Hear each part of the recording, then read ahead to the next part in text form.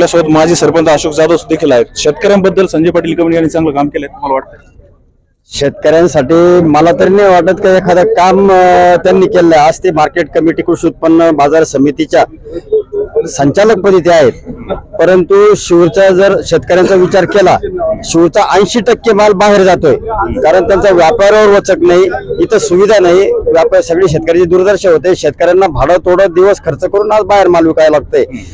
तर त्यांनी आपल्या ताब्यात जी संस्था आहे तिथं लक्ष देऊन शेतकऱ्यांसाठी काम केलं पाहिजे. आता ही सध्या निवडणूक लागलेली आहे.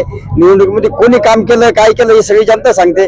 शिरूरमधलं 90%, मी तर म्हणतो 100% कुटुंब असं एकही कुटुंब नाही का सुनील दादांनी त्या कुटुंबाचं काम केलेलं नाही. कुठे सुनील दादाच्या कामात आलेले आहेत. म्हणून आज सर्व शिरूरचा मेजर जास्तीत जास्त मतदान हा सुनील दादाच्या पाठीमागे. याला राजकीय दुसरं काही वलय देऊ नये, जातीवादाचं वलय देऊ नये, कारण आमच्या उमेदवाराने कुठलंही काम करताना जातीवाद हा बघितलाच नाही. हा कोणत्या समाज हा विषयच तिथे येत नाही.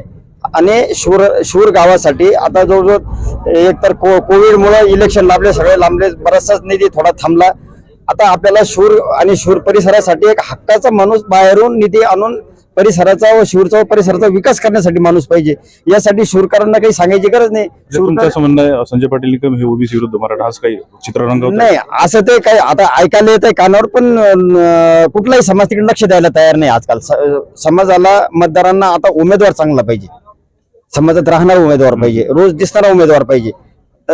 मतदार विचार करताय त्याचा, आणि मतदार काय करणार आहे माझ्यापेक्षा तुम्हाला चांगलं माहिती.